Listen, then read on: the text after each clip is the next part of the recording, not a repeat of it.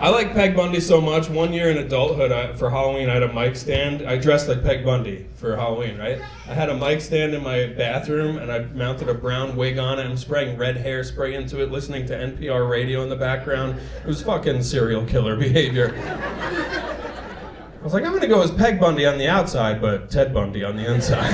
You were listening to the We Hired a Sitter for This podcast. We hired a sitter for this. We have a roster of like 7 sitters. I hate authority, but I'm a mom. I'm an old man. I need orthopedic shoes. The laughs, the chuckles, the TMI. Some people might say, why would you have kids? The oceans are rising, the economy's collapsing. And they're not wrong. I'm Ross. And I'm Patrick. And we hired a sitter. Hey, what's up, everybody? Welcome to We Hired a Sitter for This. My name is Patrick Holbert. I'm a comedian in Brooklyn. I have a wife named Ross and a child, and both of them are not home. I'm home alone while the dog is here. Shout out to Peggy Pickles back there. I put hairspray in my hair for this because I got a haircut recently, and I was like, yeah, leave the top long, leave the back long, kind of do the sides. I'm doing the modern mullet that everybody's doing. It's like a mini mullet, which it feels so lame to like jump on a bandwagon, but I am like rapidly heading into total irrelevance. And I think it looks cool, and I have good hair. So, but anyway, I think she left it too long on top because now I have this weird loop over here that keeps coming down. I'm just self-conscious of it. But I'm going to use the power of this crystal to not feel self-conscious. This is from a birthday party. Anyway, Ross is not here today, and I just want to get an episode out, stay consistent, stay connected with you guys, with everyone. You guys. How do you stop saying guys? Just say with everyone? Anyway, this weekend, if you're in New England, I'm performing at the Providence Comedy Connection. I'll be opening for Ian Fidance, who's like my favorite comedian to watch. He's so funny. He'll be headlining there Friday and Saturday night. So I'll be doing some feature sets before he goes up. So if you're in Providence, come out to that. That is September 12th and 13th, this Friday and Saturday. I think those are the dates. Friday, Saturday, whatever this weekend is. And then next weekend, we'll be at the Stress Factory in New Jersey. Same thing, Thursday, Friday, Saturday nights. I'll be featuring for Ian. And yeah, come out. It's going to be so fun. Yes, comedy. I think I'm feeling eager to stay connected with you all, with everyone, with y'all. Because, I was just going through sets I did on shows with Ian in Addison, Texas. And, it was a 5-show weekend. This is back in July. I just was like looking at old footage, and some of those shows I'm like, wow, I'm a good comic. These are great sets. These crowds are great.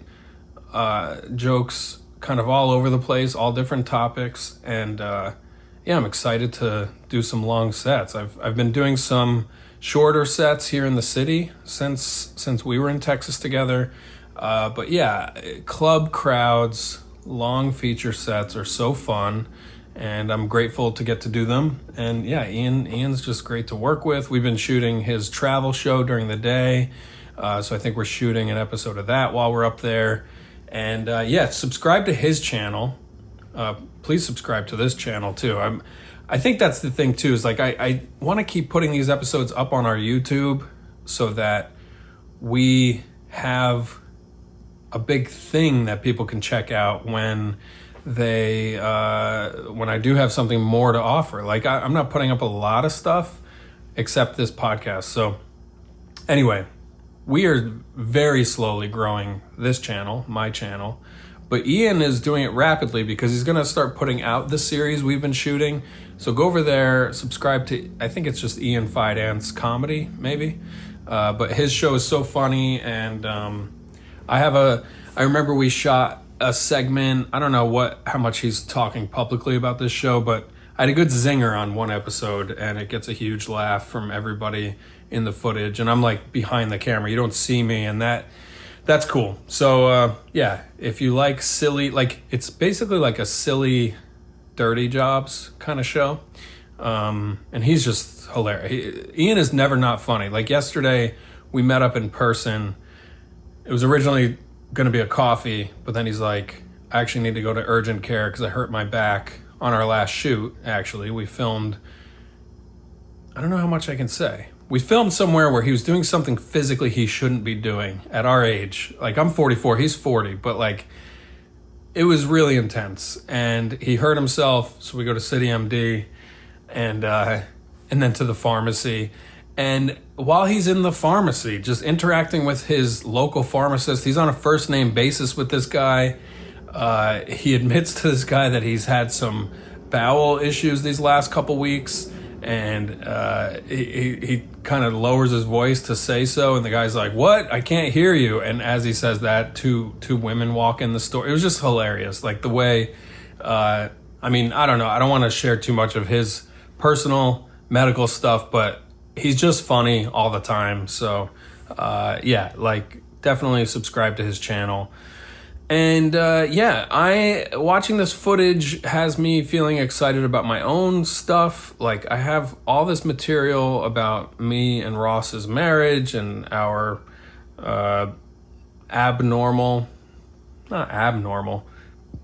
modern marriage. I'm like, I want to turn it into a proper show, an hour of stand-up, and so I think I'm going to keep working on those jokes and reviving those jokes or updating those jokes, making them make sense for where we're at now. I mean, we now have a 5-year-old kid, so like this show was written when Ross first got pregnant, and so some of these jokes are like 6 or 7 years old at this point, and it's about when we first opened up our marriage and the different adventures we went on, and there's a lot of fun stuff in there. So, and some of these tapes I was watching today, like crowds seem to really think it's funny, and seem on board with it. That's also Ian's crowd. So I don't know. I'm very curious if I were opening for someone else, if any of this stuff would fly. So anyway, I guess all that to say, I'm excited to hit the road, do some shows this weekend, work on this older material. Oh, Thursday night in New York City on 9/11 at midnight, I'll be at the Grisly Pair in the West Village. So I've got some gigs. I don't know. I'll get honest. That's what we should do. I'll just get honest. I'm not feeling too hot about my position in the world, I guess. I've had some like work vagueness. Some jobs have slowed down, some have picked up, some are vague, and I think like not having any one project to focus on and really like feel like I'm being of service to somebody makes me feel frustrated. Consistent money coming in is not happening at the moment. There's money coming in, but it's from all these random one-off things. And that just is uncomfortable. And it's not enough money. So I guess there's some financial stuff going on. And then like, yeah, I'm not hustling out in the comedy world all the time right now. So like I'll like dip in and out. I'll go do a show here or a show there. I did an open mic like 2 weeks ago and I just didn't recognize anybody there. I'm just like, oh yeah, like time is like sort of flying. And if I'm not in the mix every day or nearly every day, like nobody knows who I am. I don't even know what the shows are anymore. So that's got me feeling really uncomfortable. I did Brennan, what is Brennan's last name? It's Brennan T. He's got a podcast called Your Ex Drinking Buddy, and we had a really fun time podcasting last week. Really good episode about recovery and getting sober and all this stuff. And he sent me a clip from it, and the first thing I saw was like how I look on camera. It's like a profile shot and my whole body's in it. I'm like, man, my body just looks just big and slobby and like out of shape. And I'm trying to just accept that bodies are cool. That's our favorite book in this house. There's a book called Bodies Are Cool that we love. And bodies change, and I'm getting older. But yeah, it's a shot to my probably vanity, I guess. I just don't love it. And nobody likes hearing me talk about, like, I don't want to take too much time talking about it or getting into the details, but it's just something that I'm struggling with, and I don't love. And yeah, just, I think I'm just depressed. Like, I had a real cranky day on Sunday morning. Yeah, Sunday morning around here. I was pretty cranky, and that shit rolled downhill onto my wife and child, which I'm not proud of. I was just pretty short with Franny and Ross, and like, I just didn't feel good about much of anything, you know? Like, I'm like, man, this I guess is depression, you know? Like, it's just a funk. It's like an unknown funk. And, you know, I think it was brought on by some like communication stuff with a collaborator and like money stuff, all that stuff that's I've already described is kind of like in the air, and then you know, just wake up one morning and like, fuck, I gotta still think about this stuff. It's just challenging. So thankfully I've gone back to the secret meetings for alcoholics. Secret meaning anonymous. I went to a meeting yesterday morning and this morning, and it's just been great to like remember that all this stuff is normal. Life is not linear. It's all just ups and downs, and I might just be in a little bit of a down right now, and that's okay. And I have my magical crystal. And other people have stuff going on too. And life is hard and unpredictable and challenging. Shout out to friend of the show, neighbor. I don't want to mess up anybody's privacy, but our dear friends from right next door are going through health stuff, so we hope you're feeling better. I hope my bitching and complaining about I don't get on stage enough, or there's not enough money in the bank account, I hope that cheers you up. I don't know. I mean, I just know everybody's got stuff. I watched a couple movies. Ross and I watched Friendship with, is it Tim Robinson? Goofy guy from I Think You Should Leave. We watched Friendship with Paul Rudd and that guy. And we watched that Saturday night. So I wonder if it's related that I woke up Sunday morning feeling weird and uncomfortable. Because that movie was great. I really loved it. But yeah, it definitely kicked up some stuff for me in some shape or form. And then Sunday night I watched Reptile with Benicio del Toro. Actually, I would say my funk started last Wednesday or Thursday night. I put on Sicario with Benicio del Toro. Sicario del Toro. I put that on, and I stayed up till 2 a.m. on a school night watching that, because it's just so hard to stop watching. And I think that fucked up my sleep for several days in a row. And once my sleep is off, I'm like operating at a deficit, and I'm cranky. And when I'm cranky, I get pissed at myself. And when I'm pissed at myself, I get sad. That might make some sense, right? So anyway, I watched Sicario, and then Friendship, and then Sunday night with Benicio del Toro. Again, I watched Reptile with one Justin Timberlake, who, I don't know. I reached out to my buddy Kit, who's a fan of noir films, and this is like a noir film. I'm reading a lot of Raymond Chandler right now. I'm like, kind of like, let me check out the noir genre more closely. And Kit loves that stuff too. And I was like, hey, what about Reptile? And he was like, I heard it's bad. And I'm like, what does that say about me that I loved this movie?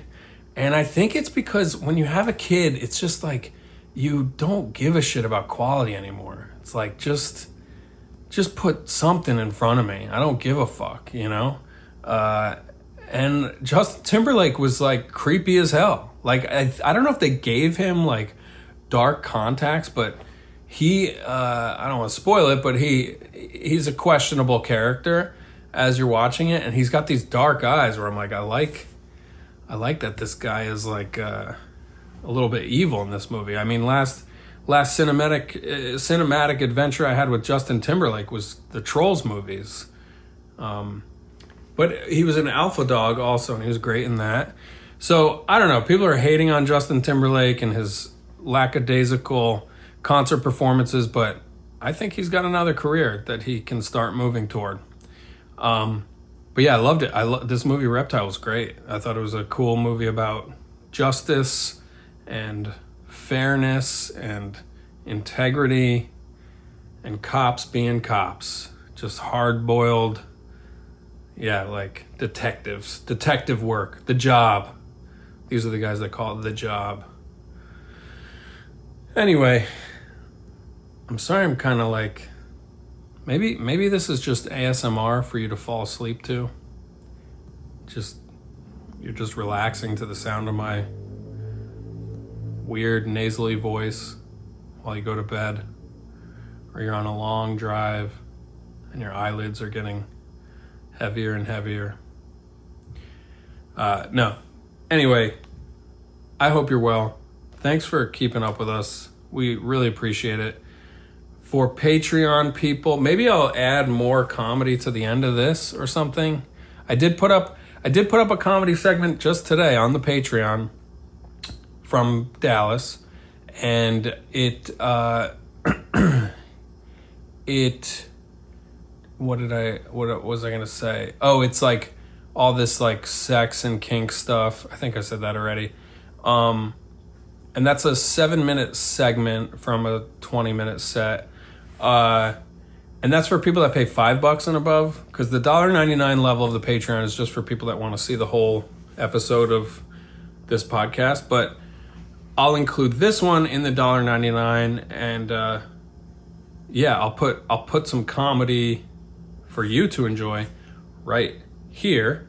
But if you're not seeing comedy right now, that's because you're not on the Patreon. So thanks for watching our YouTube and subscribing and all that stuff, but go over to Patreon. It's $1.99 a month and you get the full podcast episodes.